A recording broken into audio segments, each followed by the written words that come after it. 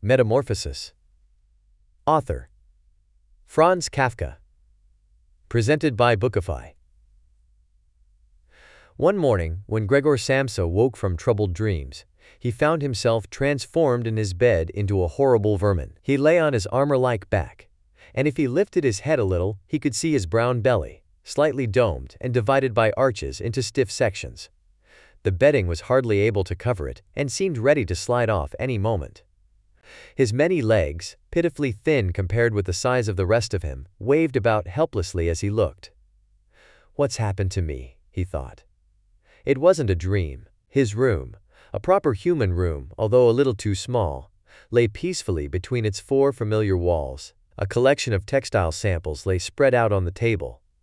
Samsa was a traveling salesman, and above it there hung a picture that he had recently cut out of an illustrated magazine and housed in a nice, gilded frame. It showed a lady fitted out with a fur hat and fur boa who sat upright, raising a heavy fur muff that covered the whole of her lower arm towards the viewer. Gregor then turned to look out the window at the dull weather. Drops of rain could be heard hitting the pane, which made him feel quite sad. "How about if I sleep a little bit longer and forget all this nonsense?" he thought. But that was something he was unable to do, because he was used to sleeping on his right, and in his present state couldn't get into that position. However hard he threw himself onto his right, he always rolled back to where he was. He must have tried it 100 times, shut his eyes so that he wouldn't have to look at the floundering legs, and only stopped when he began to feel a mild, dull pain there that he had never felt before. "Oh God," he thought, "what a strenuous career it is that I've chosen, traveling day in and day out. Doing business like this takes much more effort than doing your own business at home, and on top of that there's the curse of traveling, worries about making train connections, bad and irregular food, contact with different people all the time so that you can never get to know anyone or become friendly with them. It can all go to hell." He felt a slight itch up on his belly, pushed himself slowly up on his back towards the headboard so that he could lift his head better, found where the itch was, and saw that it was covered with lots of little white spots, which he didn't know what to make of. And when he tried to feel the place with one of his legs, he drew it quickly back because as soon as he touched it, he was overcome by a cold shudder. He slid back into his former position. "Getting up early all the time," he thought, "it makes you stupid. You've got to get enough sleep. Other traveling salesmen live a life of luxury. For instance, whenever I go back to the guest house during the morning to copy out the contract, these gentlemen are always still sitting there eating their breakfasts. I ought to just try that with my boss. I'd get kicked out on the spot. But who knows? Maybe that would be the best thing for me. If I didn't have my parents to think about, I'd have given him my notice a long time ago. I'd have gone up to the boss and told him just what I think, tell him everything I would, let him know just what I feel. He'd fall right off his desk. And it's a funny sort of business to be sitting up there at your desk, talking down at your subordinates from up there, especially when you have to go right up close because the boss is hard of hearing. Well, there's still some hope. Once I've got the money together to pay off my parents' debt to him. Another 5 or 6 years, I suppose. That's definitely what I'll do. That's when I'll make the big change. First of all, though, I've got to get up. My train leaves at 5. And he looked over at the alarm clock, ticking on the chest of drawers. God in heaven, he thought. It was 6:30, and the hands were quietly moving forwards. It was even later than 6:30, more like 6:45. Had the alarm clock not rung? He could see from the bed that it had been set for 4 o'clock, as it should have been. It certainly must have rung. Yes, but was it possible to quietly sleep through that furniture-rattling noise?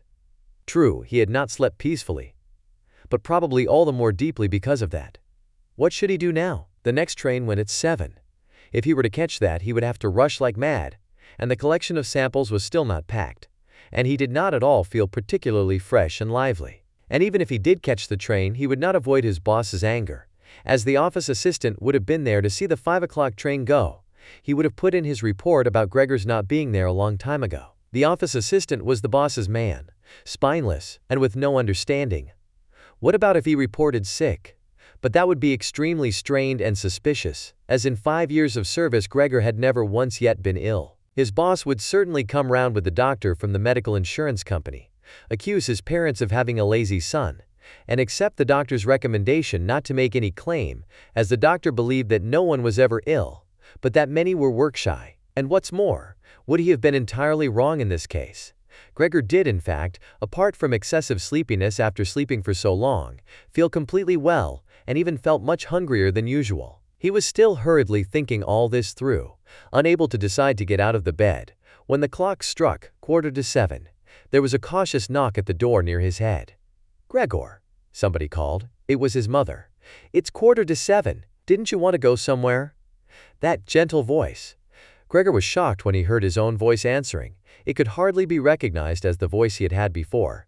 As if from deep inside him, there was a painful and uncontrollable squeaking mixed in with it. The words could be made out at first, but then there was a sort of echo which made them unclear, leaving the hearer unsure whether he had heard properly or not. Gregor had wanted to give a full answer and explain everything, but in the circumstances contented himself with saying, "Yes, mother, yes, thank you, I'm getting up now." The change in Gregor's voice probably could not be noticed outside through the wooden door, as his mother was satisfied with this explanation and shuffled away. But this short conversation made the other members of the family aware that Gregor, against their expectations, was still at home, and soon his father came knocking at one of the side doors, gently, but with his fist. "Gregor, Gregor," he called, "what's wrong?" And after a short while he called again with a warning deepness in his voice, "Gregor, Gregor." At the other side door his sister came plaintively, "Gregor, aren't you well? Do you need anything?" Gregor answered to both sides, "I'm ready now," making an effort to remove all the strangeness from his voice by enunciating very carefully and putting long pauses between each individual word. His father went back to his breakfast, but his sister whispered, "Gregor, open the door, I beg of you." Gregor, however, had no thought of opening the door, and instead congratulated himself for his cautious habit, acquired from his traveling, of locking all doors at night, even when he was at home. The first thing he wanted to do was to get up in peace without being disturbed, to get dressed, and most of all, to have his breakfast. Only then would he consider what to do next, as he was well aware that he would not bring his thoughts to any sensible conclusions by lying in bed. He remembered that he had often felt a slight pain in bed, perhaps caused by lying awkwardly, but that had always turned out to be pure imagination, and he wondered how his imaginings would slowly resolve themselves today. He did not have the slightest doubt that the change in his voice was nothing more than the first sign of a serious cold, which was an occupational hazard for traveling salesmen. It was a simple matter to throw off the covers. He only had to blow himself up a little, and they fell off by themselves. But it became difficult after that, especially as he was so exceptionally broad. He would have used his arms and his hands to push himself up, but instead of them, he only had all those little legs continuously moving in different directions, and which he was moreover unable to control. If he wanted to bend one of them, then that was the first one that would stretch itself out, and if he finally managed to do what he wanted with that leg, all the others seemed to be set free and would move about painfully. "This is something that can't be done in bed," Gregor said to himself, "so don't keep trying to do it." The first thing he wanted to do was get the lower part of his body out of the bed, but he had never seen this lower part and could not imagine what it looked like. It turned out to be too hard to move. It went so slowly, and finally, almost in a frenzy, when he carelessly shoved himself forwards with all the force he could gather, he chose the wrong direction, hit hard against the lower bedpost, and learned from the burning pain he felt that the lower part of his body might well, at present, be the most sensitive. So then he tried to get the top part of his body out of the bed first, carefully turning his head to the side. This he managed quite easily, and despite its breadth and its weight, the bulk of his body eventually followed slowly in the direction of the head. But when he had at last got his head out of the bed and into the fresh air, it occurred to him that if he let himself fall, it would be a miracle if his head were not injured, so he became afraid to carry on pushing himself forward the same way. And he could not knock himself out now at any price. Better to stay in bed than lose consciousness. It took just as much effort to get back to where he had been earlier, but when he lay there sighing, and was once more watching his legs as they struggled against each other even harder than before, if that was possible, he could think of no way of bringing peace and order to this chaos. He told himself once more that it was not possible for him to stay in bed, and that the most sensible thing to do would be to get free of it in whatever way he could, at whatever sacrifice. At the same time, though, he did not forget to remind himself that calm consideration was much better than rushing to desperate conclusions. At times like this he would direct his eyes to the window and look out as clearly as he could, but unfortunately even the other side of the narrow street was enveloped in morning fog, and the view had little confidence or cheer to offer him. 7 o'clock already, he said to himself when the clock struck again.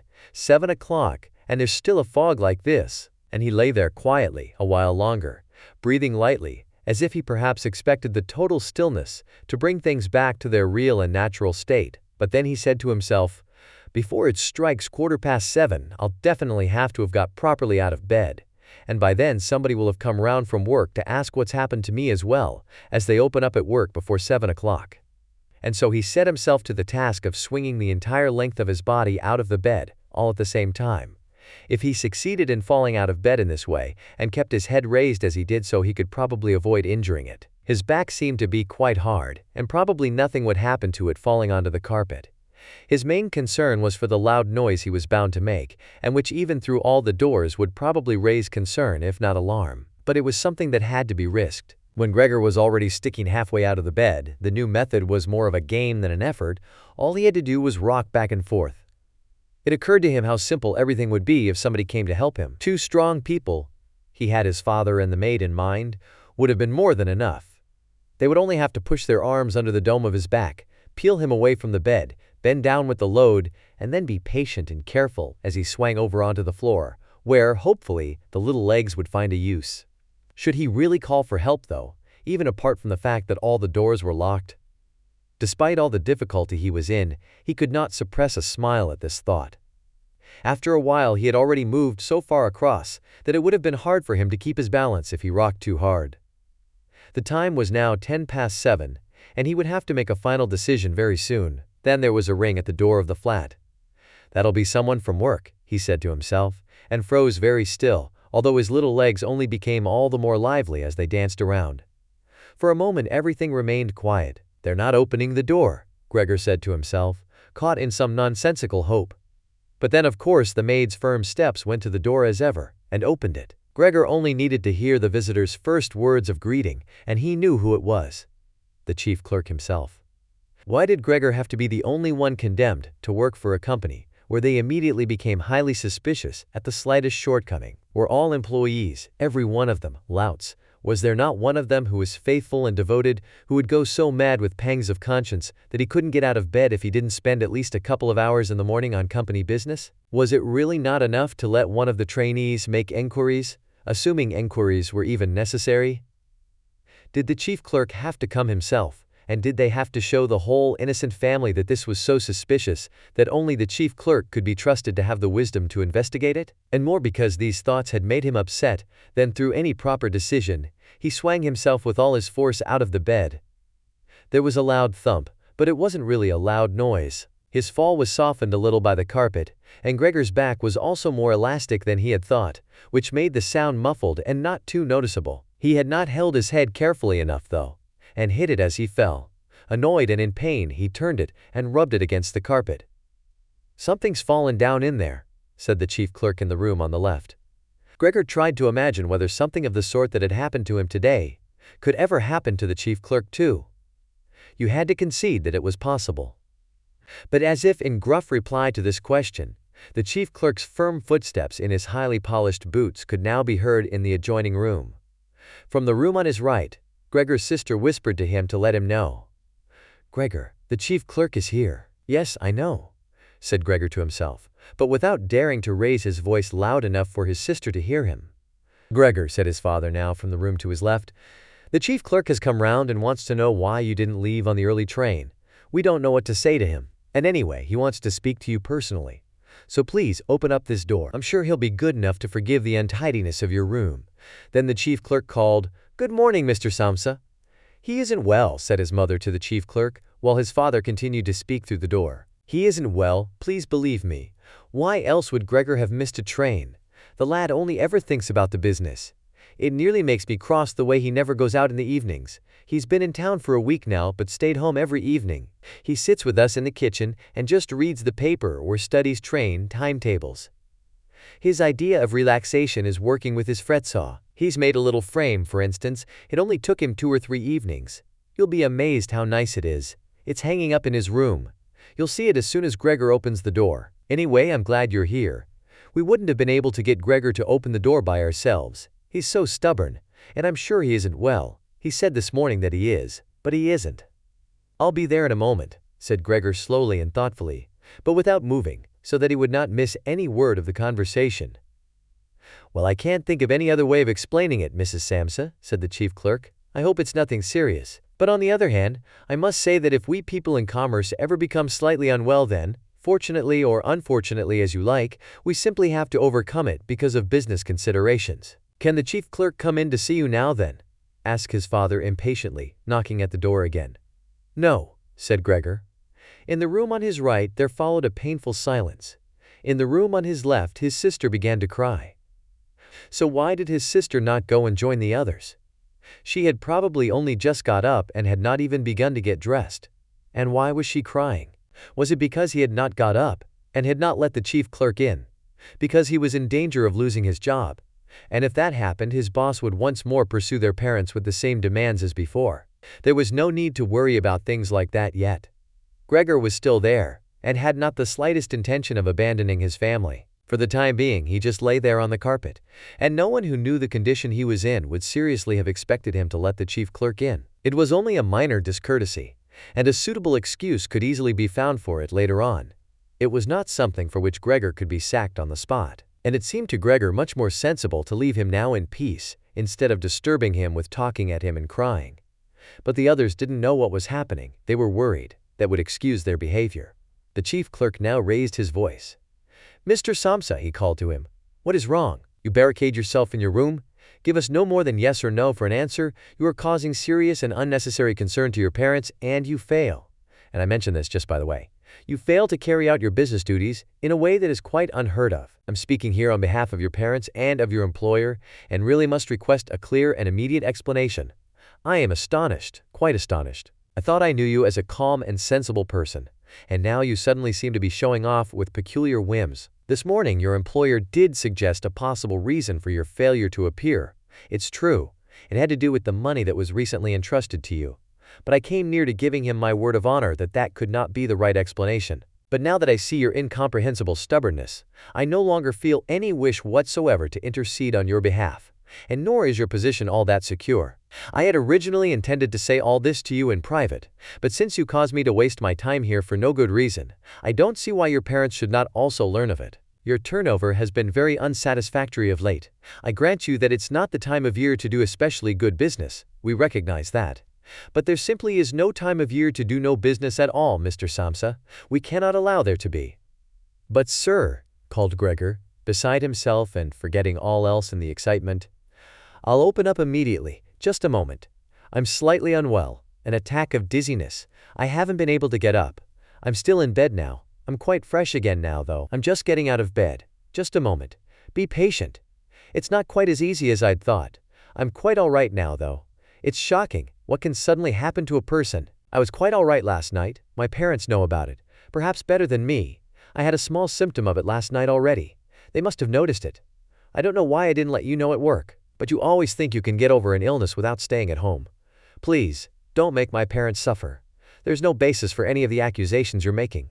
Nobody's ever said a word to me about any of these things. Maybe you haven't read the latest contracts I sent in. I'll set off with the 8 o'clock train as well. These few hours of rest have given me strength. You don't need to wait, sir. I'll be in the office soon after you, and please be so good as to tell that to the boss and recommend me to him." And while Gregor gushed out these words, hardly knowing what he was saying, he made his way over to the chest of drawers.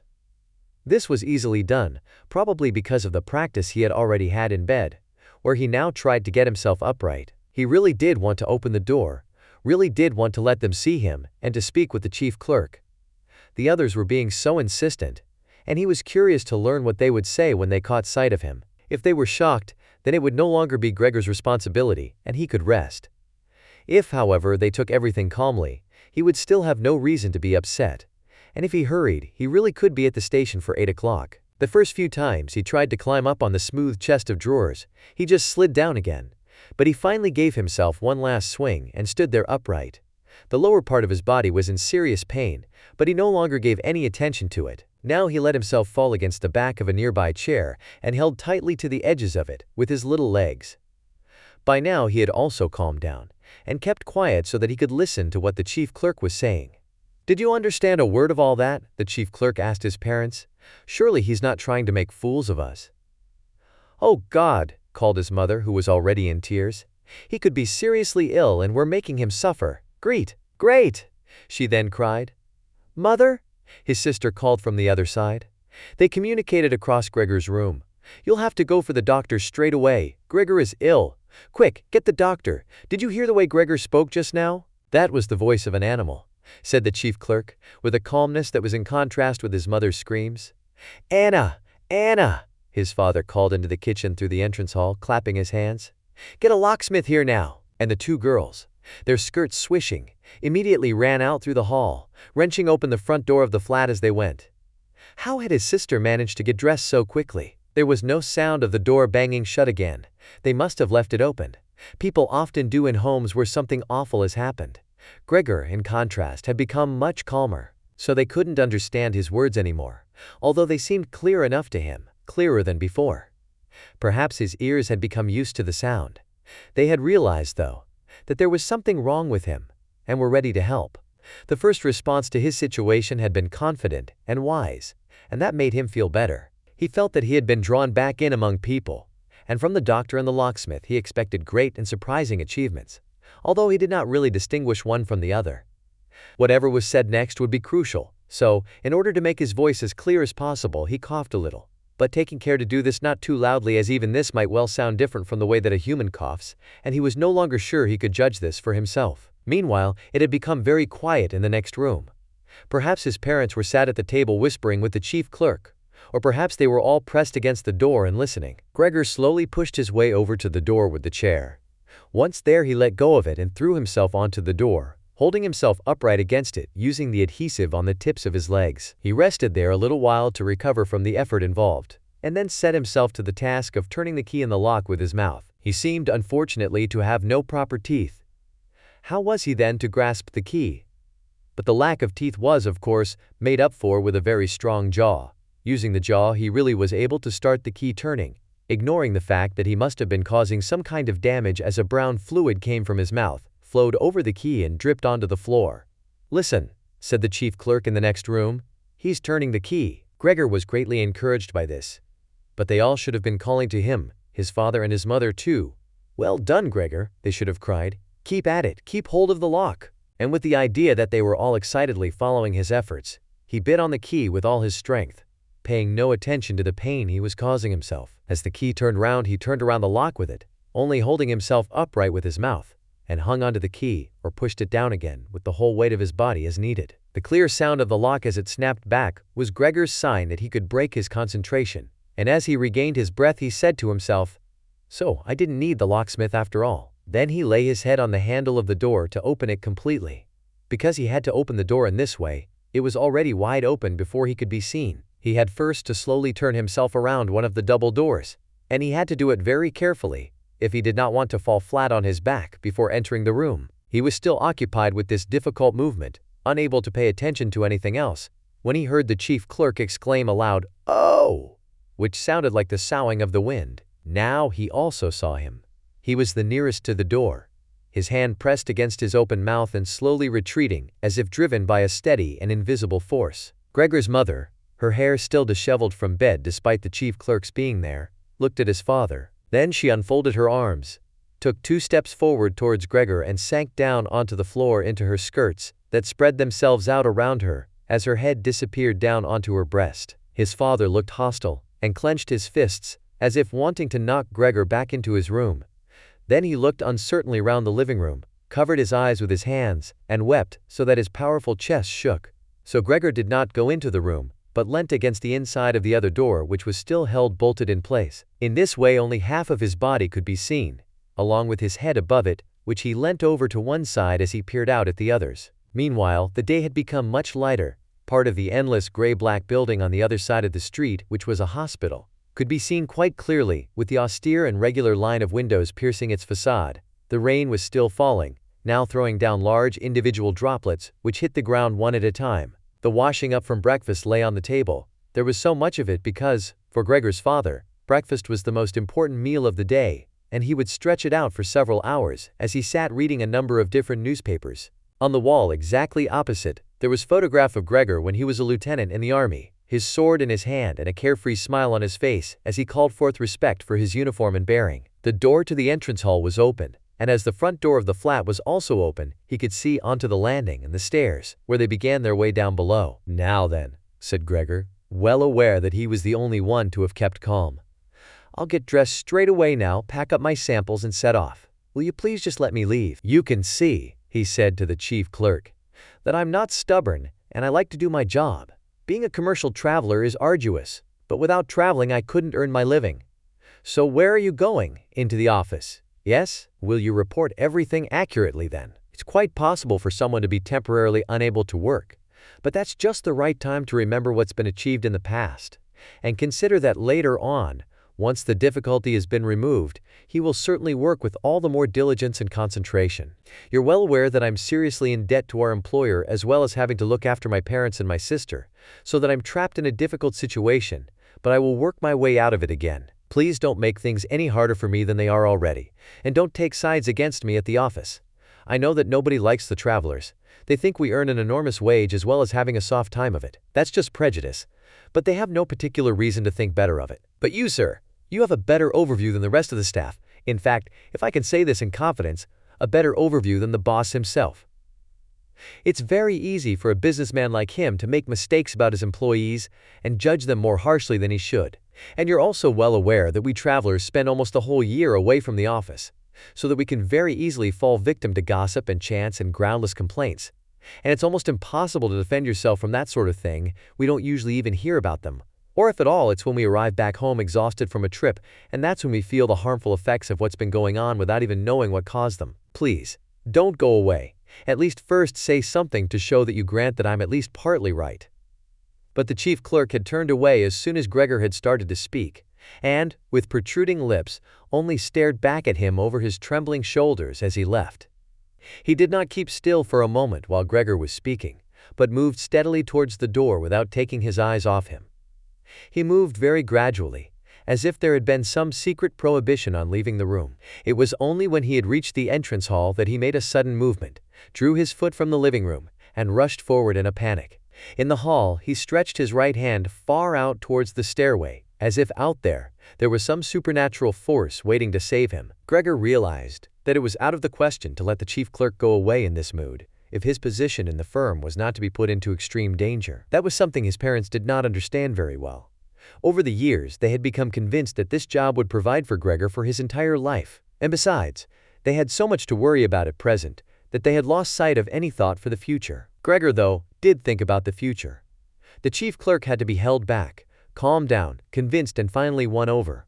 The future of Gregor and his family depended on it. If only his sister were here. She was clever. She was already in tears while Gregor was still lying peacefully on his back.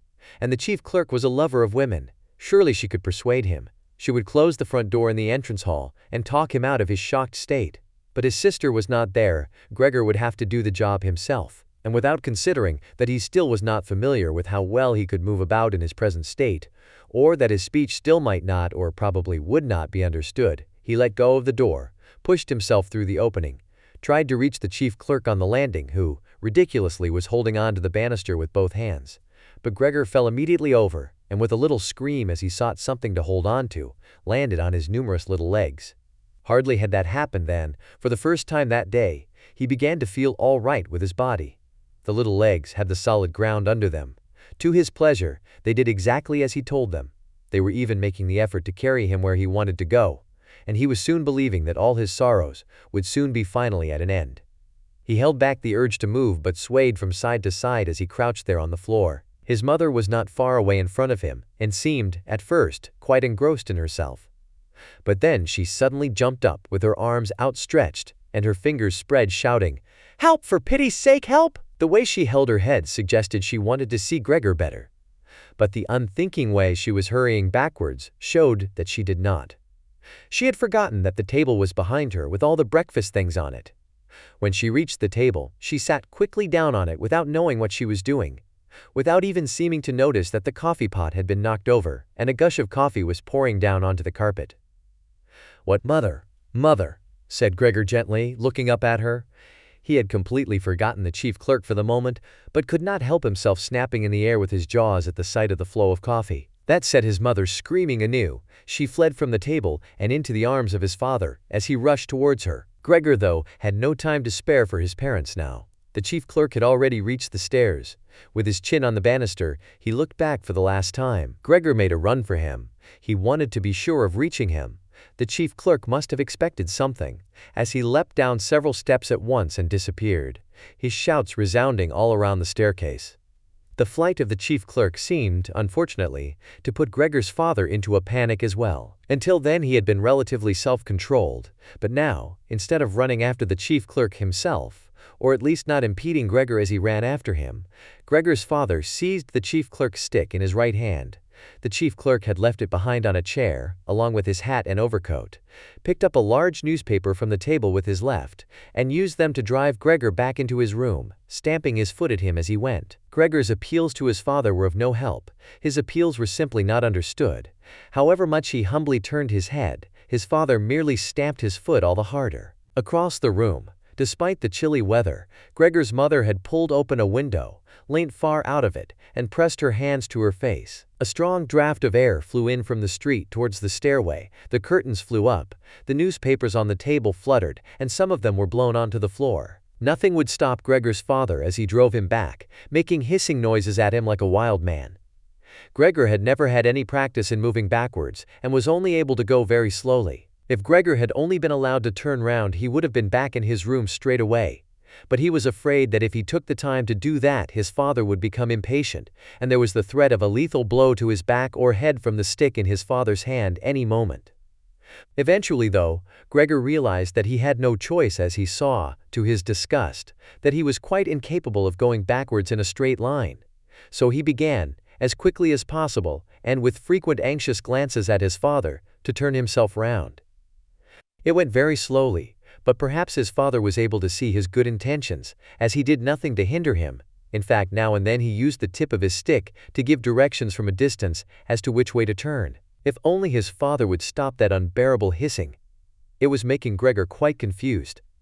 When he had nearly finished turning round, still listening to that hissing, he made a mistake and turned himself back a little the way he had just come. He was pleased when he finally had his head in front of the doorway, but then saw that it was too narrow, and his body was too broad to get through it without further difficulty. In his present mood, it obviously did not occur to his father to open the other of the double doors so that Gregor would have enough space to get through. He was merely fixed on the idea that Gregor should be got back into his room as quickly as possible, nor would he ever have allowed Gregor the time to get himself upright as preparation for getting through the doorway. What he did, making more noise than ever, was to drive Gregor forwards all the harder, as if there had been nothing in the way. It sounded to Gregor as if there was now more than one father behind him. It was not a pleasant experience, and Gregor pushed himself into the doorway without regard for what might happen. One side of his body lifted itself, he lay at an angle in the doorway. One flank scraped on the white door and was painfully injured, leaving vile brown flecks on it. Soon he was stuck fast, and would not have been able to move at all by himself. The little legs along one side hung quivering in the air while those on the other side were pressed painfully against the ground. Then his father gave him a hefty shove from behind, which released him from where he was held, and sent him flying, and heavily bleeding, deep into his room. The door was slammed shut with the stick. Then, finally, all was quiet. 2. It was not until it was getting dark that evening that Gregor awoke from his deep and coma-like sleep. He would have woken soon afterwards anyway, even if he hadn't been disturbed, as he had had enough sleep and felt fully rested. But he had the impression that some hurried steps and the sound of the door leading into the front room being carefully shut had woken him. The light from the electric street lamps shone palely here and there onto the ceiling and tops of the furniture, but down below, where Gregor was, it was dark. He pushed himself over to the door, feeling his way clumsily with his antennae, of which he was now beginning to learn the value, in order to see what had been happening there. The whole of his left side seemed like one painfully stretched scar, and he limped badly on his 2 rows of legs. One of the legs had been badly injured in the events of that morning. It was nearly a miracle that only one of them had been and dragged along lifelessly. It was only when he had reached the door that he realized what it actually was that had drawn him over to it. It was the smell of something to eat. By the door there was a dish filled with sweetened milk, with little pieces of white bread floating in it. He was so pleased he almost laughed, as he was even hungrier than he had been that morning, and immediately dipped his head into the milk, nearly covering his eyes with it. But he soon drew his head back again in disappointment. Not only did the pain in his tender left side make it difficult to eat the food, he was only able to eat if his whole body worked together as a snuffling whole. But the milk did not taste at all nice. Milk like this was normally his favorite drink, and his sister had certainly left it there for him because of that. But he turned, almost against his own will, away from the dish and crawled back into the center of the room. Through the crack in the door, Gregor could see that the gas had been lit in the living room. His father at this time would normally be sat with his evening paper, reading it out in a loud voice to Gregor's mother, and sometimes to his sister, but there was now not a sound to be heard. Gregor's sister would often write and tell him about this reading, but maybe his father had lost the habit in recent times. It was so quiet all around too, even though there must have been somebody in the flat. What a quiet life it is the family lead, said Gregor to himself, and, gazing into the darkness, felt a great pride that he was able to provide a life like that in such a nice home for his sister and parents. But what now, if all this peace and wealth and comfort should come to a horrible and frightening end? That was something that Gregor did not want to think about too much, so he started to move about, crawling up and down the room. Once during that long evening, the door on one side of the room was opened very slightly and hurriedly closed again. Later on, the door on the other side did the same. It seemed that someone needed to enter the room, but thought better of it. Gregor went and waited immediately by the door, resolved either to bring the timorous visitor into the room in some way, or at least to find out who it was. But the door was opened no more that night, and Gregor waited in vain. The previous morning, while the doors were locked, everyone had wanted to get in there to him. But now that he had opened up one of the doors, and the other had clearly been unlocked sometime during the day, no one came, and the keys were in the other sides.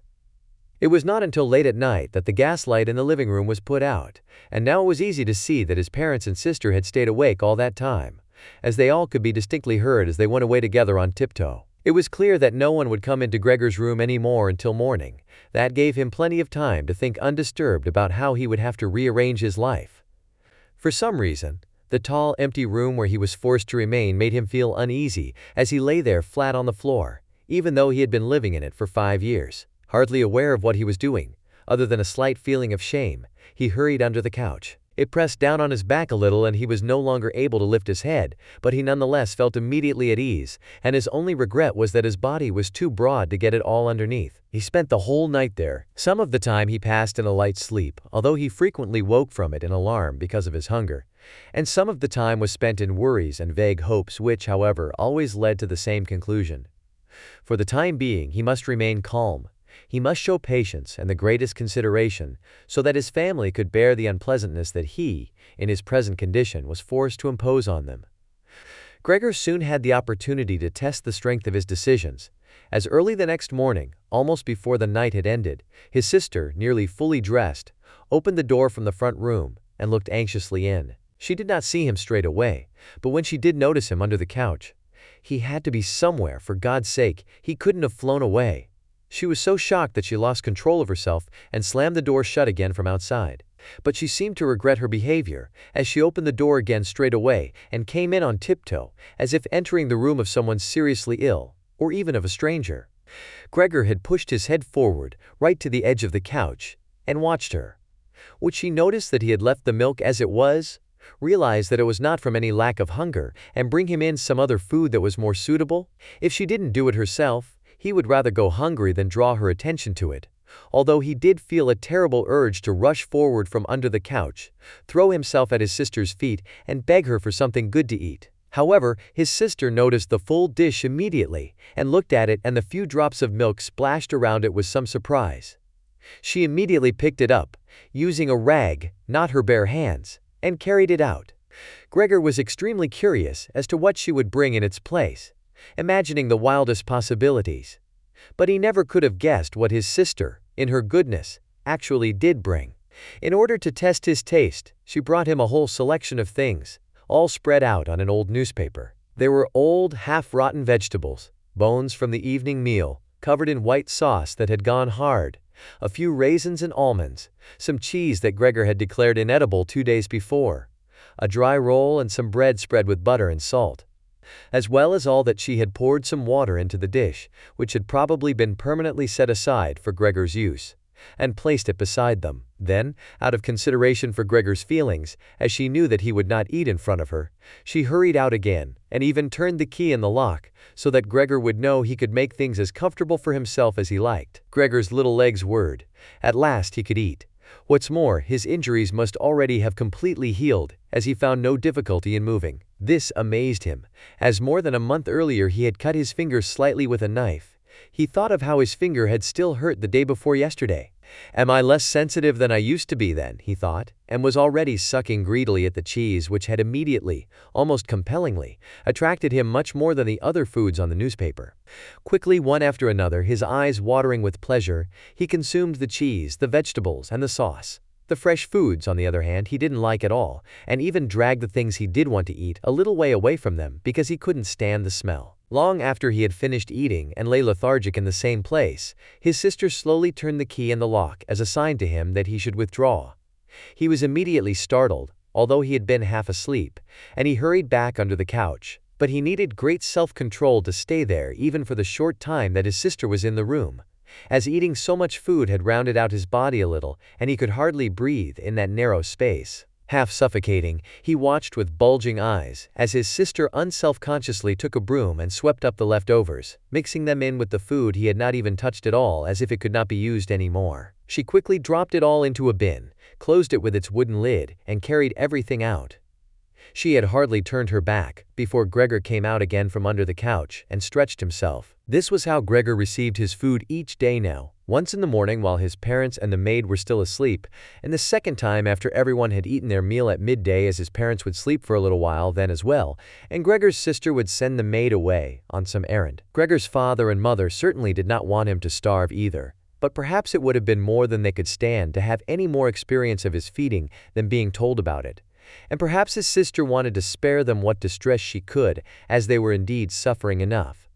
It was impossible for Gregor to find out what they had told the doctor and the locksmith that first morning to get them out of the flat, as nobody could understand him.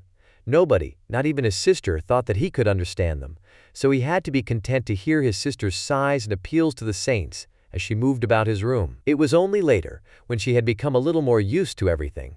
There was, of course, no question of her ever becoming fully used to the situation, that Gregor would sometimes catch a friendly comment, or at least a comment that could be construed as friendly. "He's enjoyed his dinner today," she might say when he had diligently cleared away all the food left for him.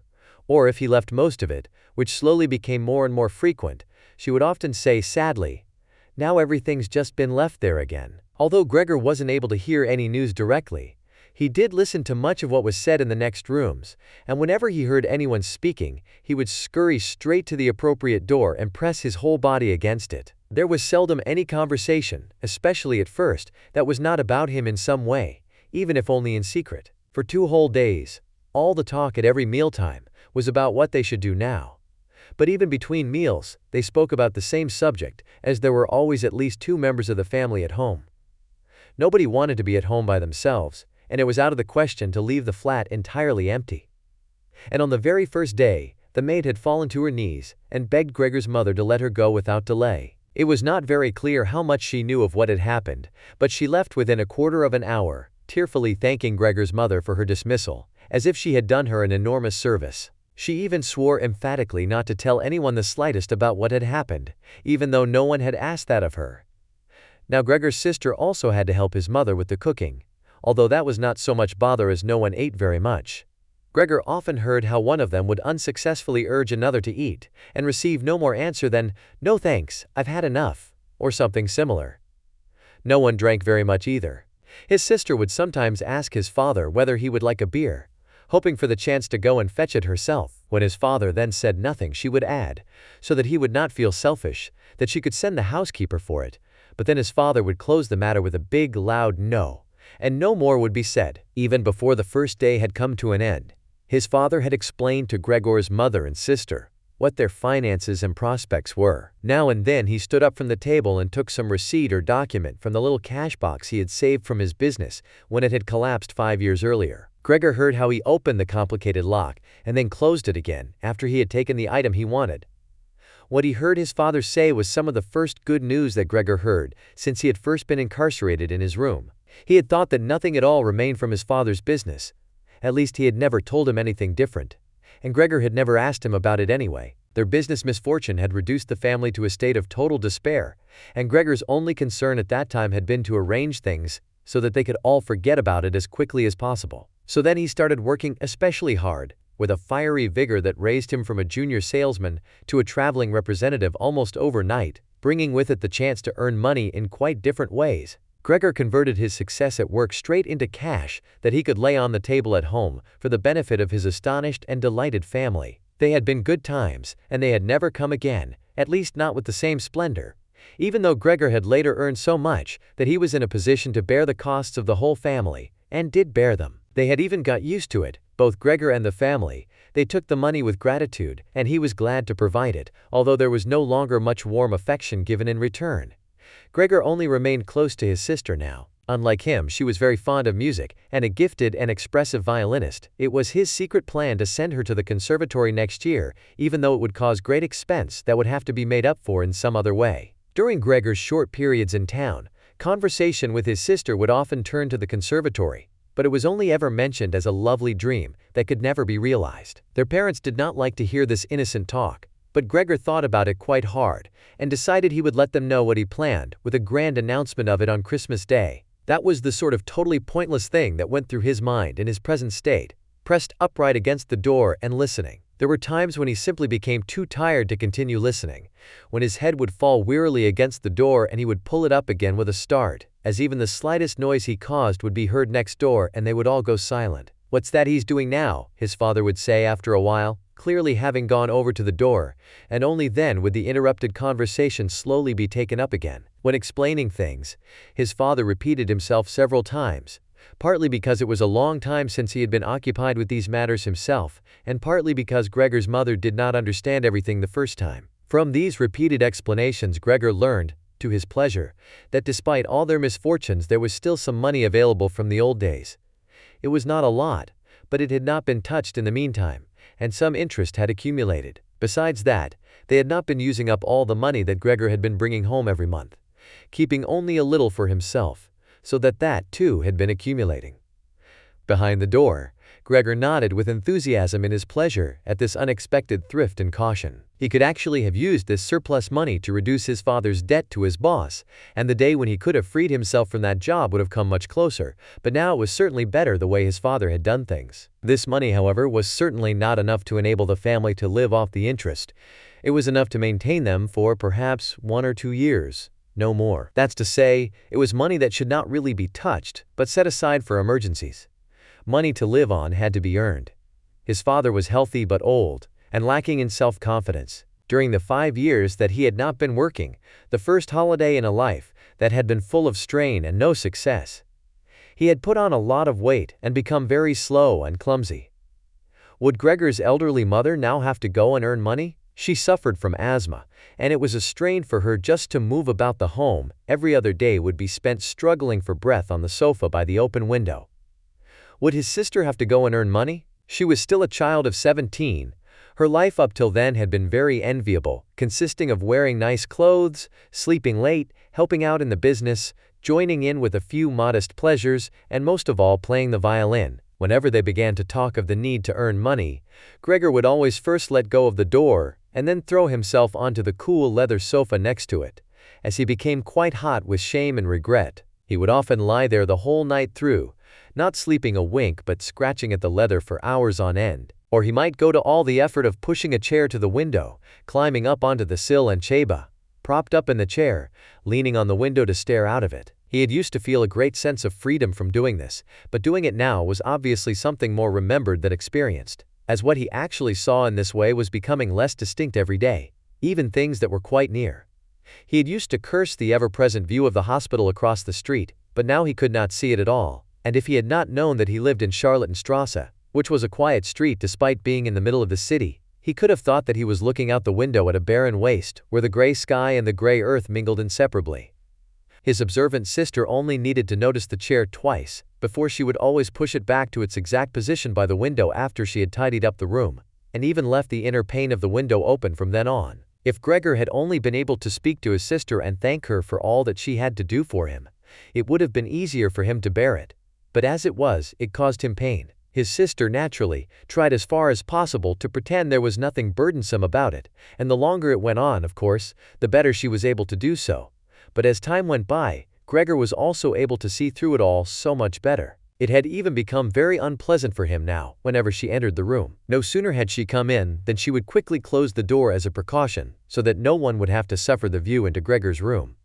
Then she would go straight to the window and pull it hurriedly open, almost as if she were suffocating. Even if it was cold, she would stay at the window breathing deeply for a little while. She would alarm Gregor twice a day with this running about and noise-making. He would stay under the couch shivering the whole while, knowing full well that she would certainly have liked to spare him this ordeal. But it was impossible for her to be in the same room with him with the windows closed. One day, about a month after Gregor's transformation, when his sister no longer had any particular reason to be shocked at his appearance, she came into the room a little earlier than usual and found him still staring out the window, motionless, and just where he would be most horrible. In itself, his sister's not coming into the room would have been no surprise for Gregor, as it would have been difficult for her to immediately open the window while he was still there.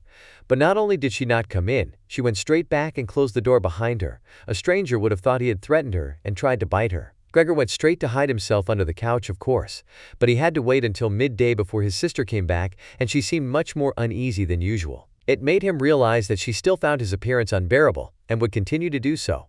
She probably even had to overcome the urge to flee when she saw the little bit of him that protruded from under the couch. One day, in order to spare her even this sight, he spent 4 hours carrying the bedsheet over to the couch on his back and arranged it so that he was completely covered and his sister would not be able to see him even if she bent down. If she did not think this sheet was necessary, then all she had to do was take it off again, as it was clear enough that it was no pleasure for Gregor to cut himself off so completely.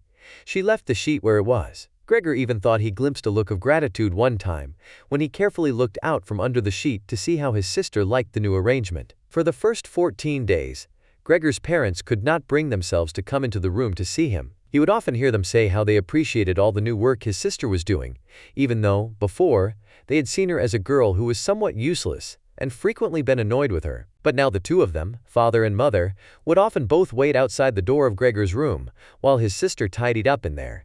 And as soon as she went out again, she would have to tell them exactly how everything looked, what Gregor had eaten, how he had behaved this time, and whether perhaps any slight improvement could be seen. His mother also wanted to go in and visit Gregor relatively soon, but his father and sister at first persuaded her against it. Gregor listened very closely to all this and approved fully. Later, though, she had to be held back by force, which made her call out, "Let me go and see Gregor. He is my unfortunate son. Can't you understand I have to see him?" And Gregor would think to himself that maybe it would be better if his mother came in. Not every day, of course, but one day a week perhaps. She could understand everything much better than his sister who, for all her courage, was still just a child after all, and really might not have had an adult's appreciation of the burdensome job she had taken on. Gregor's wish to see his mother was soon realized. Out of consideration for his parents, Gregor wanted to avoid being seen at the window during the day. The few square meters of the floor did not give him much room to crawl about. It was hard to just lie quietly through the night. His food soon stopped giving him any pleasure at all, and so, to entertain himself, he got into the habit of crawling up and down the walls and ceiling. He was especially fond of hanging from the ceiling. It was quite different from lying on the floor. He could breathe more freely, his body had a light swing to it, and up there, relaxed and almost happy, it might happen that he would surprise even himself by letting go of the ceiling and landing on the floor with a crash. But now, of course, he had far better control of his body than before, and, even with a fall as great as that, caused himself no damage. Very soon his sister noticed Gregor's new way of entertaining himself.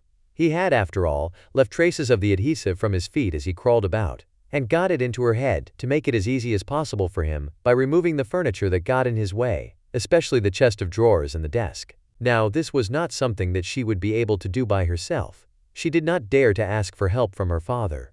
The 16-year-old maid had carried on bravely since the cook had left, but she certainly would not have helped in this. She had even asked to be allowed to keep the kitchen locked at all times and never to have to open the door unless it was especially important. So his sister had no choice but to choose some time when Gregor's father was not there and fetch his mother to help her. As she approached the room, Gregor could hear his mother express her joy, but once at the door she went silent. First, of course, his sister came in and looked round to see that everything in the room was all right, and only then did she let her mother enter. Gregor had hurriedly pulled the sheet down lower over the couch, and put more folds into it so that everything really looked as if it had just been thrown down by chance. Gregor also refrained, this time, from spying out from under the sheet. He gave up the chance to see his mother until later, and was simply glad that she had come. "You can come in, he can't be seen," said his sister, obviously leading her in by the hand. The old chest of drawers was too heavy for a pair of feeble women to be heaving about. But Gregor listened as they pushed it from its place, his sister always taking on the heaviest part of the work for herself, and ignoring her mother's warnings that she would strain herself. This lasted a very long time. After laboring at it for 15 minutes or more, his mother said it would be better to leave the chest where it was. For one thing, it was too heavy for them to get the job finished before Gregor's father got home. And leaving it in the middle of the room, it would be in his way even more. And for another thing, it wasn't even sure that taking the furniture away would really be any help to him. She thought just the opposite. The sight of the bare walls saddened her right to her heart. And why wouldn't Gregor feel the same way about it? He'd been used to this furniture in his room for a long time, and it would make him feel abandoned to be in an empty room like that.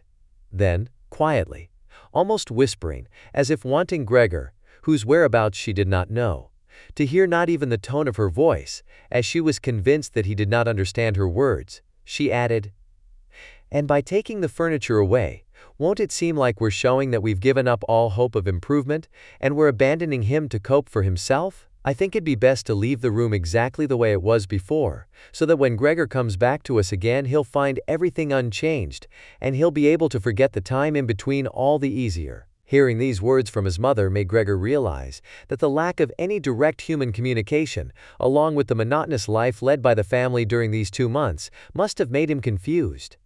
He could think of no other way of explaining to himself why he had seriously wanted his room emptied out. Had he really wanted to transform his room into a cave? A warm room fitted out with the nice furniture he had inherited? That would have let him crawl around unimpeded in any direction. But it would also have let him quickly forget his past when he had still been human. He had come very close to forgetting, and it had only been the voice of his mother, unheard for so long, that had shaken him out of it. Nothing should be removed. Everything had to stay. He could not do without the good influence the furniture had on his condition, and if the furniture made it difficult for him to crawl about mindlessly, that was not a loss, but a great advantage. His sister, unfortunately, did not agree. She had become used to the idea, not without reason, that she was Gregor's spokesman to his parents about the things that concerned him. This meant that his mother's advice now was sufficient reason for her to insist on removing not only the chest of drawers and the desk, as she had thought at first, but all the furniture apart from the all-important couch. It was more than childish perversity, of course, or the unexpected confidence she had recently acquired, that made her insist. She had indeed noticed that Gregor needed a lot of room to crawl about in, whereas the furniture, as far as anyone could see, was of no use to him at all. Girls of that age, though, do become enthusiastic about things, and feel they must get their way whenever they can. Perhaps this was what tempted Grete to make Gregor's situation seem even more shocking than it was, so that she could do even more for him. Grete would probably be the only one who would dare enter a room dominated by Gregor, crawling about the bare walls by himself. So she refused to let her mother dissuade her. Gregor's mother already looked uneasy in his room. She soon stopped speaking and helped Gregor's sister to get the chest of drawers out with what strength she had. The chest of drawers was something that Gregor could do without if he had to, but the writing desk had to stay. Hardly had the two women pushed the chest of drawers, groaning, out of the room, than Gregor poked his head out from under the couch to see what he could do about it. He meant to be as careful and considerate as he could, but unfortunately, it was his mother who came back first, while Grete in the next room had her arms round the chest, pushing and pulling at it from side to side by herself without, of course, moving it an inch. His mother was not used to the sight of Gregor. He might have made her ill. So Gregor hurried backwards to the far end of the couch. In his startlement, though, he was not able to prevent the sheet at its front from moving a little. It was enough to attract his mother's attention. She stood very still, remained there a moment, and then went back out to Grete. Gregor kept trying to assure himself that nothing unusual was happening. It was just a few pieces of furniture being moved after all.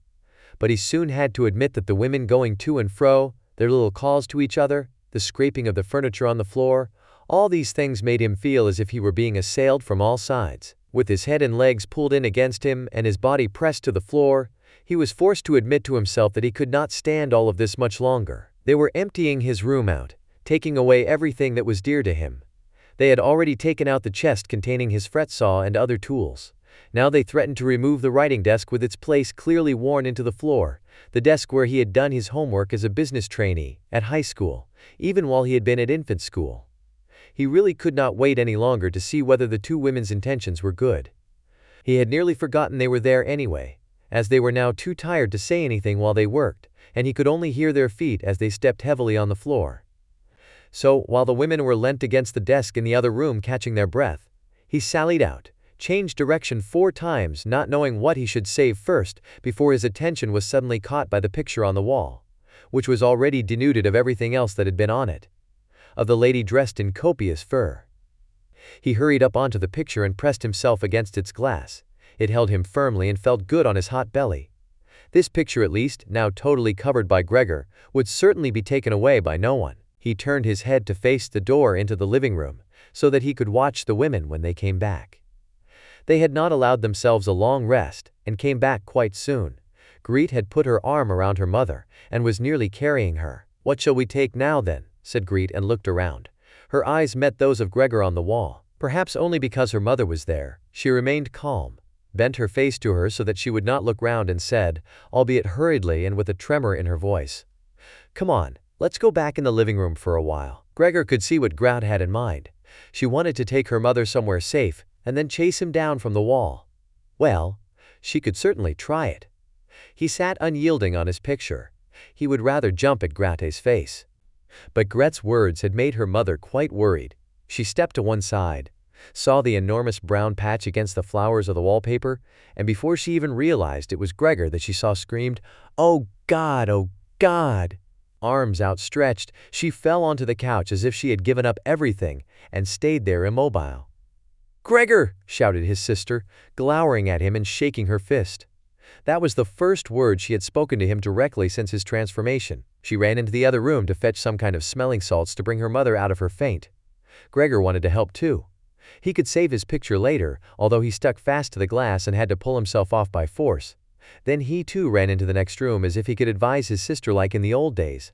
But he had to just stand behind her doing nothing. She was looking into various bottles. He startled her when she turned round. A bottle fell to the ground and broke. A splinter cut Gregor's face. Some kind of caustic medicine splashed all over him. Now, without delaying any longer, Greet took hold of all. So now Gregor was shut out from his mother, who, because of him, might be near to death. He could not open the door if he did not want to chase his sister away, and she had to stay with his mother. There was nothing for him to do but wait. And, oppressed with anxiety and self-reproach, he began to crawl about. He crawled over everything, walls, furniture, ceiling, and finally, in his confusion as the whole room began to spin around him, he fell down into the middle of the dinner table. He lay there for a while, numb and immobile. All around him it was quiet. Maybe that was a good sign. Then there was someone at the door. The maid, of course, had locked herself in her kitchen so that Great would have to go and answer it. His father had arrived home. "What's happened?" were his first words. Greet's appearance must have made everything clear to him. She answered him with subdued voice, and openly pressed her face into his chest. "Mother's fainted, but she's better now." Gregor got out. "Just as I expected," said his father. "Just as I always said, but you women wouldn't listen, would you?" It was clear to Gregor that Grenete had not said enough, and that his father took it to mean that something bad had happened, that he was responsible for some act of violence. That meant Gregor would now have to try to calm his father, as he did not have the time to explain things to him, even if that had been possible. So he fled to the door of his room and pressed himself against it so that his father, when he came in from the hall, could see straight away that Gregor had the best intentions and would go back into his room without delay, that it would not be necessary to drive him back, but that they had only to open the door and he would disappear. His father, though, was not in the mood to notice subtleties like that. "Ah!" he shouted as he came in, sounding as if he were both angry and glad at the same time. Gregor drew his head back from the door and lifted it towards his father. He really had not imagined his father the way he stood there now. Of late, with his new habit of crawling about, he had neglected to pay attention to what was going on the rest of the flat the way he had done before. He really ought to have expected things to have changed. But still, was that really his father? The same tired man as used to be laying there entombed in his bed when Gregor came back from his business trips, who would receive him sitting in the armchair in his nightgown when he came back in the evenings, who was hardly even able to stand up, but as a sign of his pleasure, would just raise his arms.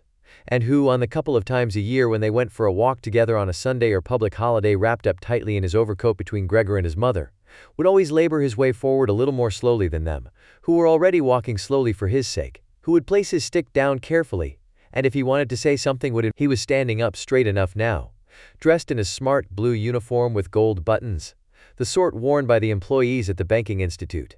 Above the high, stiff collar of the coat, his strong double chin emerged.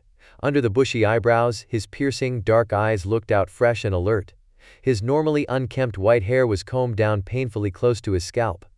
He took his cap, with its gold monogram from probably some bank, and threw it in an arc right across the room onto the sofa, put his hands in his trouser pockets, pushing back the bottom of his long uniform coat, and, with look of determination, walked towards Gregor.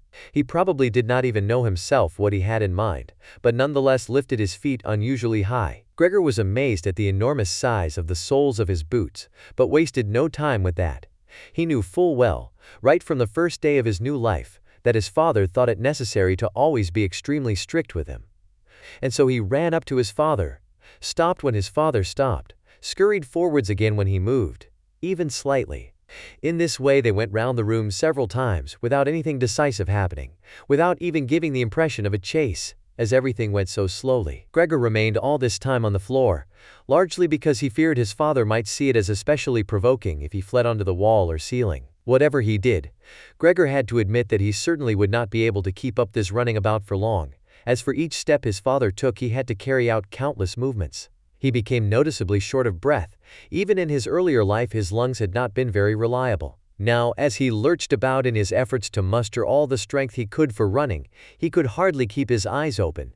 His thoughts became too slow for him to think of any other way of saving himself than running. He almost forgot that the walls were there for him to use, although here they were concealed behind carefully carved furniture full of notches and protrusions.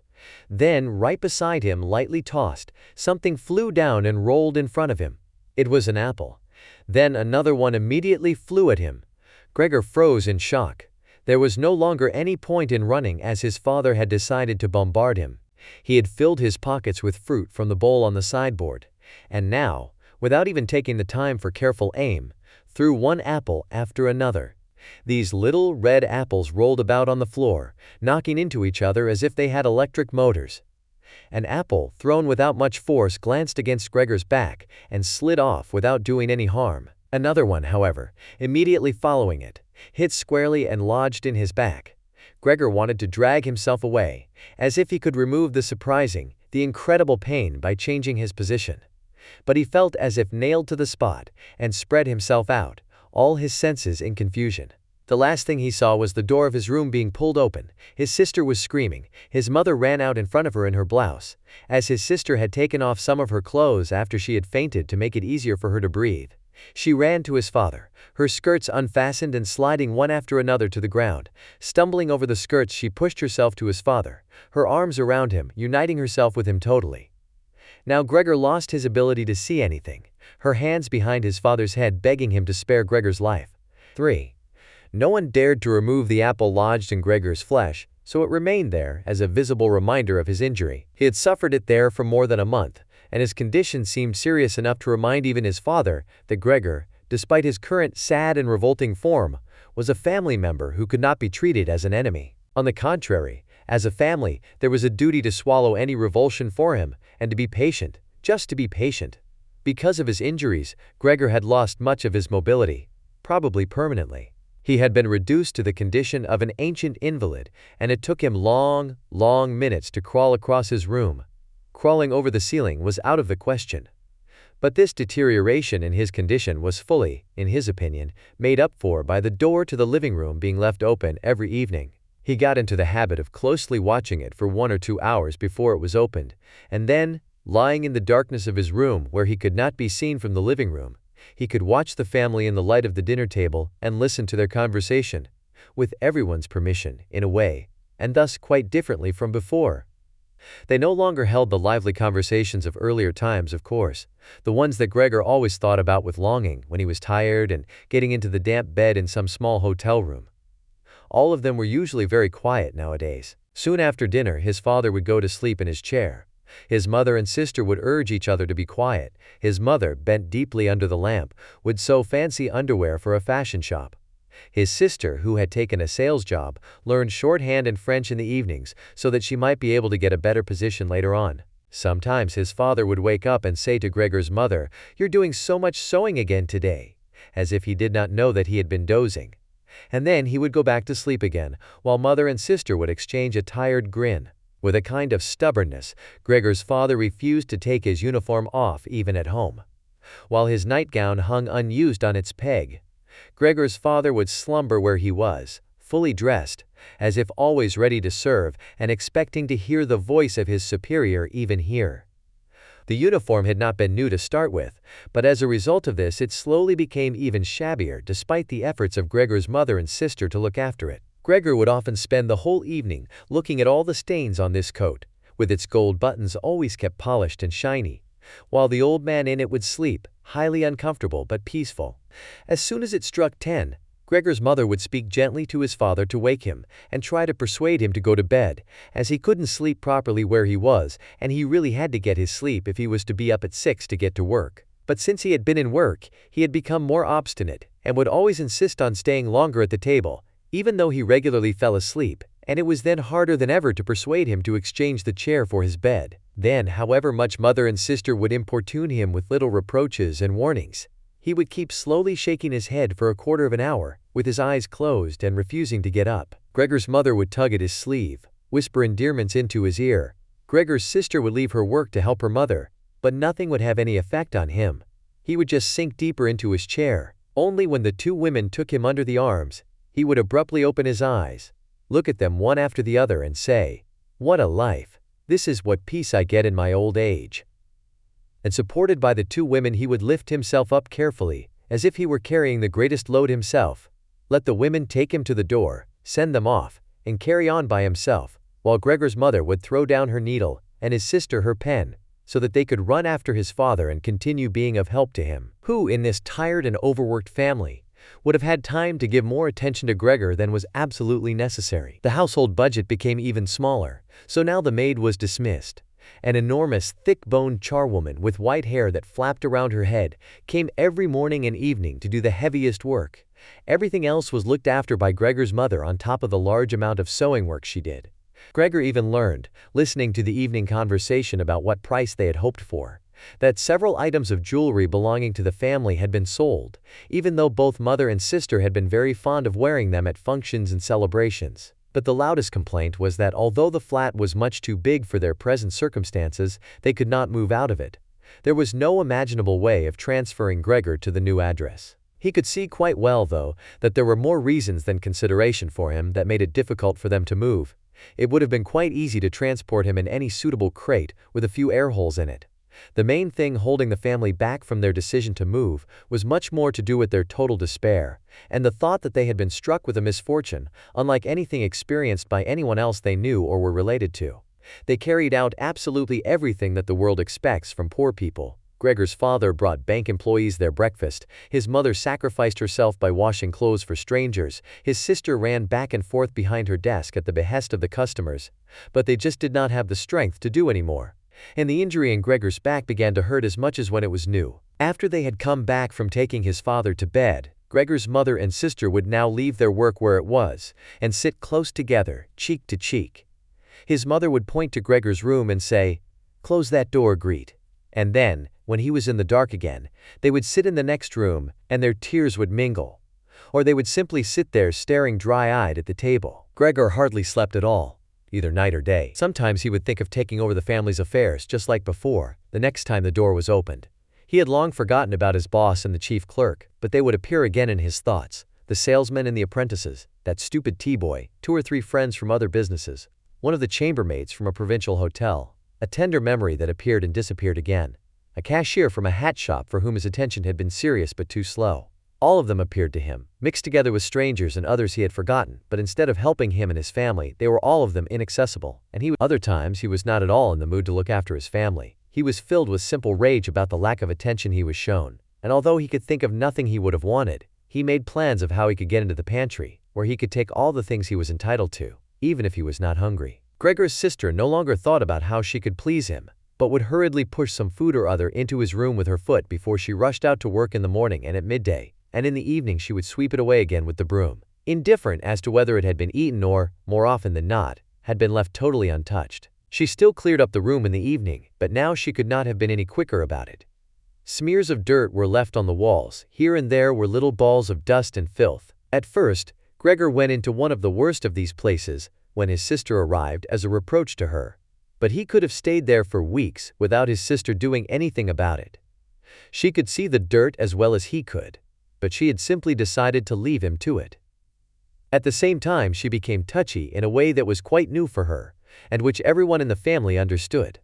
Cleaning up Gregor's room was for her and her alone. Gregor's mother did once thoroughly clean his room, and needed to use several bucketfuls of water to do it.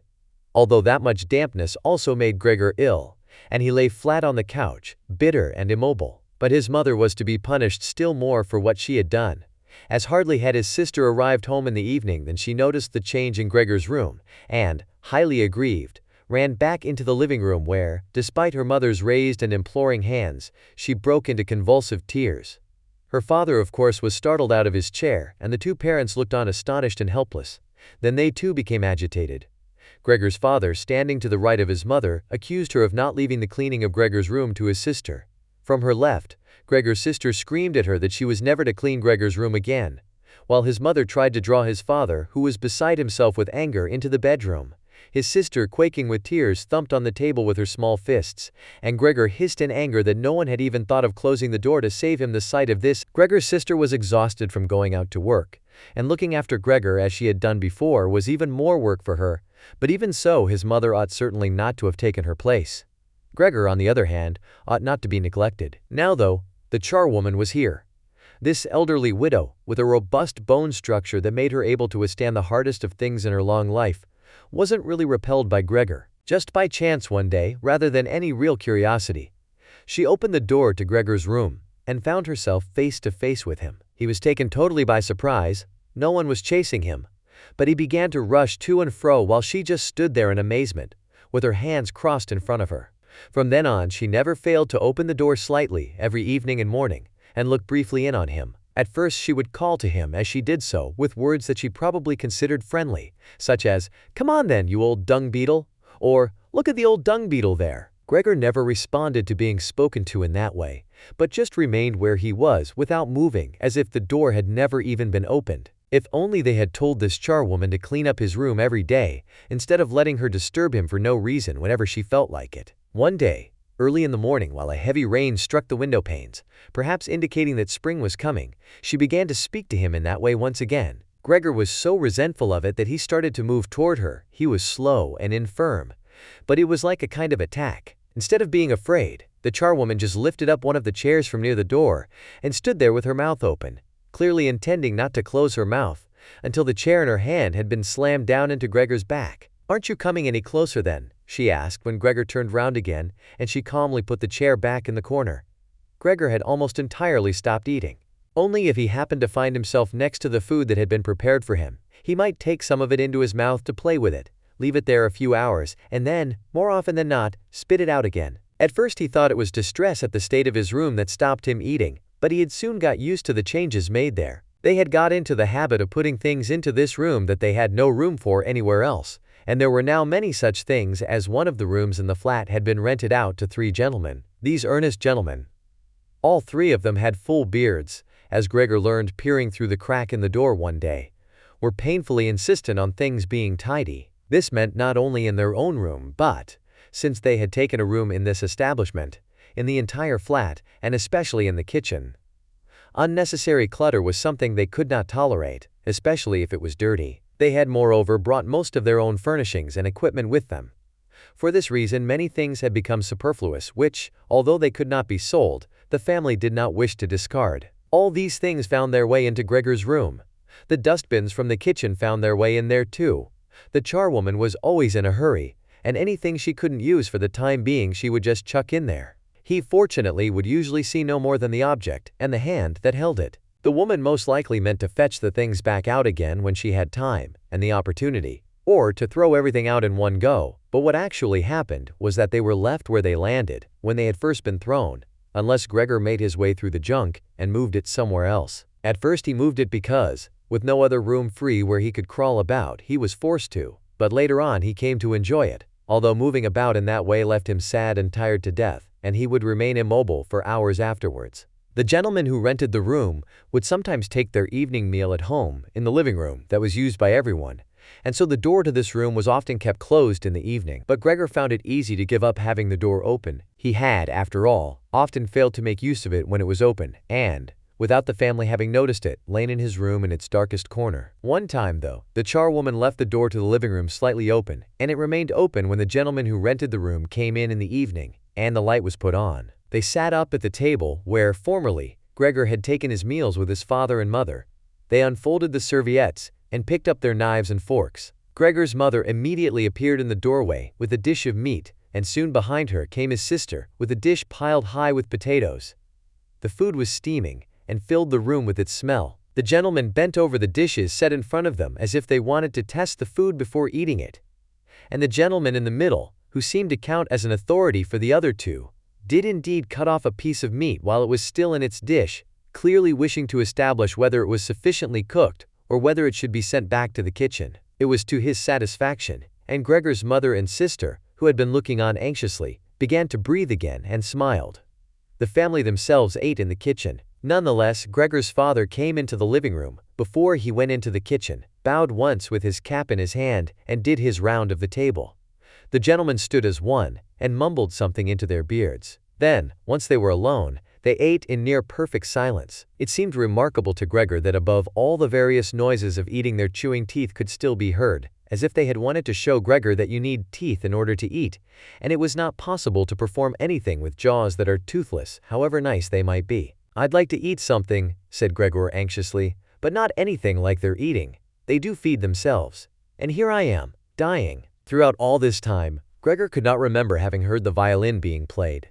But this evening, it began to be heard from the kitchen. The three gentlemen had already finished their meal. The one in the middle had produced a newspaper, given a page to each of the others, and now they leant back in their chairs reading them and smoking. When the violin began playing, they became attentive, stood up and went on tiptoe over to the door of the hallway, where they stood pressed against each other. Someone must have heard them in the kitchen, as Gregor's father called out, "Is the playing perhaps unpleasant for the gentleman? We can stop it straight away." "On the contrary," said the middle gentleman, "would the young lady not like to come in and play for us here in the room, where it is, after all, much more cozy and comfortable?" "Oh yes, we'd love to," called back Gregor's father as if he had been the violin player himself. The gentleman stepped back into the room and waited. Gregor's father soon appeared with the music stand, his mother with the music, and his sister with the violin. She calmly prepared everything for her to begin playing. His parents, who had never rented a room out before and therefore showed an exaggerated courtesy towards the three gentlemen, did not even dare to sit on their own chairs. His father leant against the door with his right hand pushed in between two buttons on his uniform coat. His mother, though, was offered a seat by one of the gentlemen, and sat leaving the chair where the gentleman happened to have placed it out of the way in a corner. His sister began to play. Father and mother paid close attention, one on each side, to the movements of her hands. Drawn in by the playing, Gregor had dared to come forward a little, and already had his head in the living room. Before, he had taken great pride in how considerate he was, but now it hardly occurred to him that he had become so thoughtless about the others. What's more, there was now all the more reason to keep himself hidden, as he was covered in the dust that lay everywhere in his room, and flew up at the slightest movement. He carried threads, hairs, and remains of food about on his back and sides. He was much too indifferent to everything now to lay on his back and wipe himself on the carpet like he had used to do several times a day. And despite this condition, he was not too shy to move forward a little onto the immaculate floor of the living room. No one noticed him, though. The family was totally preoccupied with the violin playing. At first, the three gentlemen had put their hands in their pockets and come up far too close behind the music stand to look at all the notes being played, and they must have disturbed Gregor's sister. But soon, in contrast with the family, they withdrew back to the window, with their heads sunk and talking to each other at half volume. And they stayed by the window while Gregor's father observed them anxiously. It really now seemed very obvious that they had expected to hear some beautiful or entertaining violin playing, but had been disappointed, that they had had enough of the whole performance, and it was only now out of politeness that they allowed their peace to be disturbed. It was especially unnerving, the way they all blew the smoke from their cigarettes upwards from their mouth and noses. Yet Gregor's sister was playing so beautifully Her face was leant to one side, following the lines of music with a careful and melancholy expression. Gregor crawled a little further forward, keeping his head close to the ground so that he could meet her eyes if the chance came. Was he an animal if music could captivate him so? It seemed to him that he was being shown the way to the unknown nourishment he had been yearning for. He was determined to make his way forward to his sister and tug at her skirt to show her she might come into his room with her violin, as no one appreciated her playing here as much as he would. He never wanted to let her out of his room, not while he lived anyway. His shocking appearance should for once be of some use to him. He wanted to be at every door of his room at once to hiss and spit at the attackers. His sister should not be forced to stay with him though, but stay of her own free will. She would sit beside him on the couch with her ear bent down to him while he told her how he had always intended to send her to the conservatory, how he would have told everyone about it last Christmas, had Christmas really come and gone already, if this misfortune hadn't got in the way, and refused to let anyone dissuade him from it. On hearing all this, his sister would break out in tears of emotion, and Gregor would climb up to her shoulder and kiss her neck, which, since she had been going out to work, she had kept free without any necklace or collar. "Mr. Samsa!" shouted the middle gentleman to Gregor's father, pointing, without wasting any more words, with his forefinger at Gregor as he slowly moved forward. The violin went silent. The middle of the three gentlemen first smiled at his two friends, shaking his head, and then looked back at Gregor. His father seemed to think it more important to calm the three gentlemen before driving Gregor out, even though they were not at all upset, and seemed to think Gregor was more entertaining than the violin playing had been. He rushed up to them with his arms spread out and attempted to drive them back into their room, at the same time as trying to block their view of Gregor with his body. Now they did become a little annoyed, and it was not clear whether it was his father's behavior that annoyed them, or the dawning realization that they had had a neighbor like Gregor in the next room without knowing it. They asked Gregor's father for explanations, raised their arms like he had, tugged excitedly at their beards, and moved back towards their room only very slowly. Meanwhile, Gregor's sister had overcome the despair she had fallen into when her playing was suddenly interrupted. She had let her hands drop and let violin and bow hang limply for a while, but continued to look at the music as if still playing. But then she suddenly pulled herself together, laid the instrument on her mother's lap, who still sat laboriously struggling for breath where she was, and ran into the next room which, under pressure from her father, the three gentlemen were more quickly moving toward. Under his sister's experienced hand, the pillows and covers on the beds flew up and were put into order, and she had already finished making the beds and slipped out again before the three gentlemen had reached the room. Gregor's father seemed so obsessed with what he was doing that he forgot all the respect he owed to his tenants. He urged them and pressed them until, when he was already at the door of the room, the middle of the three gentlemen shouted like thunder and stamped his foot, and thereby brought Gregor's father to a halt. "I declare here and now," he said, raising his hand and glancing at Gregor's mother and sister to gain their attention too, "that with regard to the repugnant conditions that prevail in this flat and with this family," here he looked briefly but decisively at the floor, "I give immediate notice on my room. For the days that I have been living here I will, of course, pay nothing at all. On the contrary, I will consider whether to proceed with some kind of action for damages from you, and believe me, it would be very easy to set out the grounds for such an action." He was silent and looked straight ahead, as if waiting for something, and indeed his two friends joined in with the words, "And we also give immediate notice." With that he took hold of the door handle and slammed the door. Gregor's father staggered back to his seat, feeling his way with his hands, and fell into it. It looked as if he was stretching himself out for his usual evening nap, but from the uncontrolled way his head kept nodding, it could be seen that he was not sleeping at all. Throughout all this, Gregor had lain still where the three gentlemen had first seen him. His disappointment at the failure of his plan, and perhaps also because he was weak from hunger, made it impossible for him to move. He was sure that everyone would turn on him any moment, and he waited. He was not even startled out of this state when the violin on his mother's lap fell from her trembling fingers and landed loudly on the floor. "Father, mother," said his sister, hitting the table with her hand as introduction, "we can't carry on like this. Maybe you can't see it, but I can. I don't want to call this monster my brother. All I can say is, we have to try and get rid of it. We've done all that's humanly possible to look after it, and be patient. I don't think anyone could accuse us of doing anything wrong." "She's absolutely right," said Gregor's father to himself. His mother, who still had not had time to catch her breath, began to cough dully, her hand held out in front of her, and a deranged expression in her eyes. Gregor's sister rushed to his mother and put her hand on her forehead. Her words seemed to give Gregor's father some more definite ideas. He sat upright, played with his uniform cap between the plates left by the three gentlemen after their meal, and occasionally looked down at Gregor as he lay there immobile. "We have to try and get rid of it," said Gregor's sister, now speaking only to her father, as her mother was too occupied with coughing to listen. "It'll be the death of both of you, I can see it coming. We can't all work as hard as we have to, and then come home to be tortured like this. We can't endure it. I can't endure it anymore." And she broke out so heavily in tears that they flowed down the face of her mother, and she wiped them away with mechanical hand movements. "My child," said her father with sympathy and obvious understanding, "what are we to do?" His sister just shrugged her shoulders as a sign of the helplessness and tears that had taken hold of her, displacing her earlier certainty. "If he could just understand us," said his father almost as a question. His sister shook her hand vigorously through her tears as a sign that there was no question. "If he could just understand us," repeated Gregor's father, closing his eyes in acceptance of his sister's certainty that that was quite impossible. "Then perhaps we could come to some kind of arrangement with him. But as it is, it's got to go," shouted his sister. "That's the only way, father. You've got to get rid of the idea that that's Gregor. We've only harmed ourselves by believing it for so long. How can that be Gregor? If it were Gregor, he would have seen long ago that it's not possible for human beings to live with an animal like that, and he would have gone of his own free will. We wouldn't have a brother anymore then, but we could carry on with our lives and remember him with respect. As it is, this animal is persecuting us. It's driven out our tenants. It obviously wants to take over the whole flat and force us to sleep on the streets." "Father, look, just look," she suddenly screamed. "He's starting again."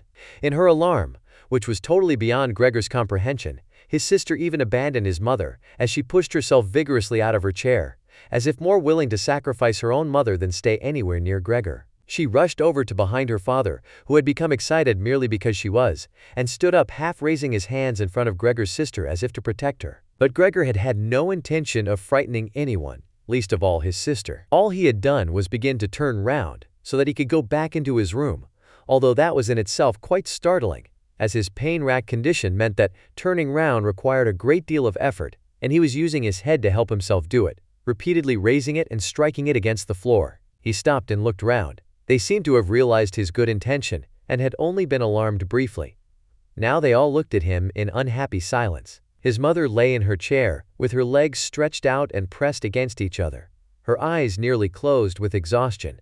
His sister sat next to his father with her arms around his neck. "Maybe now they'll let me turn round," thought Gregor, and went back to work. He could not help panting loudly with the effort, and had sometimes to stop and take a rest. No one was making him rush anymore. Everything was left up to him. As soon as he had finally finished turning round, he began to move straight ahead. He was amazed at the great distance that separated him from his room, and could not understand how he had covered that distance in his weak state a little while before, and almost without noticing it. He concentrated on crawling as fast as he could, and hardly noticed that there was not a word, not any cry, from his family to distract him. He did not turn his head until he had reached the doorway. He did not turn it all the way round as he felt his neck becoming stiff, but it was nonetheless enough to see that nothing behind him had changed, only his sister had stood up. With his last glance he saw that his mother had now fallen completely asleep. He was hardly inside his room before the door was hurriedly shut, bolted, and locked. The sudden noise behind Gregor so startled him that his little legs collapsed under him. It was his sister who had been in so much of a rush. She had been standing there waiting, and sprung forward lightly. Gregor had not heard her coming at all, and as she turned the key in the lock, she said loudly to her parents, "At last!" What now then? Gregor asked himself as he looked round in the darkness. He soon made the discovery that he could no longer move at all. This was no surprise to him. It seemed rather that being able to actually move around on those spindly little legs until then was unnatural.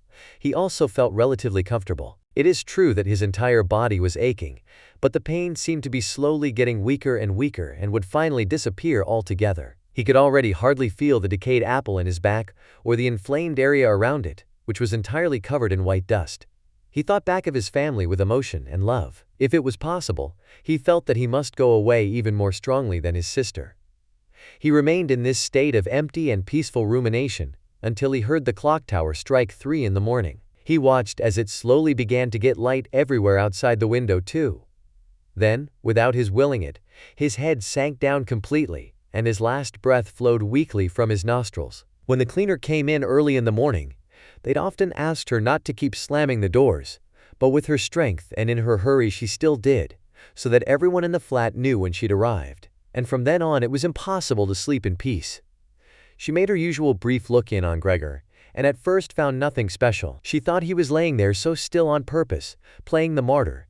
She attributed all possible understanding to him. She happened to be holding the long broom in her hand, so she tried to tickle Gregor with it from the doorway. When she had no success with that, she tried to make a nuisance of herself and poked at him a little. And only when she found she could shove him across the floor with no resistance at all did she start to pay attention. She soon realized what had really happened, opened her eyes wide, whistled to herself, but did not waste time to yank open the bedroom doors and shout loudly into the darkness of the bedrooms. "Come and avenue a look at this, it's dead, just lying there, stone dead." Mr. and Mrs. Samsa sat upright there in their marriage bed and had to make an effort to get over the shock caused by the cleaner before they could grasp what she was saying. But then, each from his own side, they hurried out of bed. Mr. Samsa threw the blanket over his shoulders. Mrs. Samsa just came out in her nightdress, and that is how they went into Gregor's room. On the way they opened the door to the living room where Greet had been sleeping since the three gentlemen had moved in. She was fully dressed as if she had never been asleep, and the paleness of her face seemed to confirm this. "Dead?" asked Mrs. Samsa, looking at the charwoman inquiringly, even though she could have checked for herself, and could have known it even without checking. "That's what I said," replied the cleaner, and to prove it she gave Gregor's body another shove with the broom, sending it sideways across the floor. Mrs. Samsa made a movement as if she wanted to hold back the broom, but did not complete it. "Now then," said Mr. Samsa, "let's give thanks to God for that." He crossed himself, and the three women followed his example. Grete, who had not taken her eyes from the corpse, said, "Just look how thin he was. He didn't eat anything for so long. The food came out again, just the same as when it went in." Gregor's body was indeed completely dried up and flat. They had not seen it until then. But now he was not lifted up on his little legs, nor did he do anything to make them look away. "Gret, come with us in here for a little while," said Mrs. Samsa with a pained smile, and Gret followed her parents into the bedroom, but not without looking back at the body. The cleaner shut the door and opened the window wide. Although it was still early in the morning, the fresh air had something of warmth mixed in with it. It was already the end of March, after all. The three gentlemen stepped out of their room and looked round in amazement for their breakfasts. They had been forgotten about. "Where is our breakfast?" the middle gentleman asked the cleaner irritably. She just put her finger on her lips and made a quick and silent sign to the men that they might like to come into Gregor's room. They did so, and stood around Gregor's corpse with their hands in the pockets of their well-worn coats. It was now quite light in the room. Then the door of the bedroom opened, and Mr. Samsa appeared in his uniform with his wife on one arm and his daughter on the other. All of them had been crying a little. Grote now and then pressed her face against her father's arm. "Leave my home. Now," said Mr. Samsa, indicating the door and without letting the women from him. "What do you mean?" asked the middle of the three gentlemen, somewhat disconcerted, and he smiled sweetly. The other two held their hands behind their backs and continually rubbed them together in gleeful anticipation of a loud quarrel which could only end in their favor. "I mean just what I said," answered Mr. Samsa, and, with his two companions, went in a straight line towards the man. At first he stood there still, looking at the ground as if the contents of his head were rearranging themselves into new positions. "All right, we'll go then," he said, and looked up at Mr. Samsa as if he had been suddenly overcome with humility and wanted permission again from Mr. Samsa for his decision. Mr. Samsa merely opened his eyes wide and briefly nodded to him several times. At that, and without delay, the man actually did take long strides into the front hallway.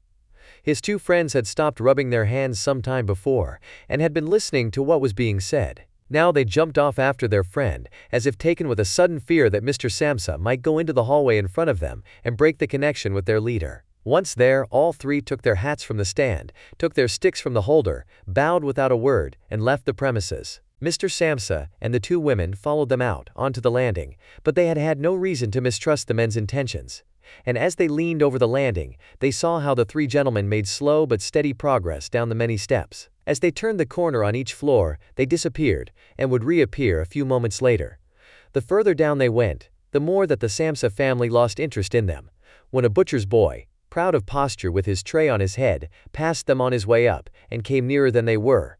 Mr. Samsa and the women came away from the landing and went, as if relieved, back into the flat. They decided the best way to make use of that day was for relaxation and to go for a walk. Not only had they earned a break from work, but they were in serious need of it. So they sat at the table and wrote 3 letters of excusal: Mr. Samsa to his employers, Mrs. Samsa to her contractor, and Greet to her principal. The cleaner came in while they were writing to tell them she was going. She'd finished her work for that morning. The 3 of them at first just nodded without looking up from what they were writing, and it was only when the cleaner still did not seem to want to leave that they looked up in irritation. "Well?" asked Mr. Samsa. The charwoman stood in the doorway with a smile on her face as if she had some tremendous good news to report, but would only do it if she was clearly asked to. The almost vertical little ostrich feather on her hat, which had been a source of irritation to Mr. Samsa all the time she had been working for them, swayed gently in all directions. "What is it you want then?" asked Mrs. Samsa, whom the cleaner had the most respect for. "Yes," she answered, and broke into a friendly laugh that made her unable to speak straight away. "Well then, that thing in there. You needn't worry about how you're going to get rid of it. That's all been sorted out." Mrs. Samsa and Greet bent down over their letters, as if intent on continuing with what they were writing. Mr. Samsa saw that the cleaner wanted to start describing everything in detail.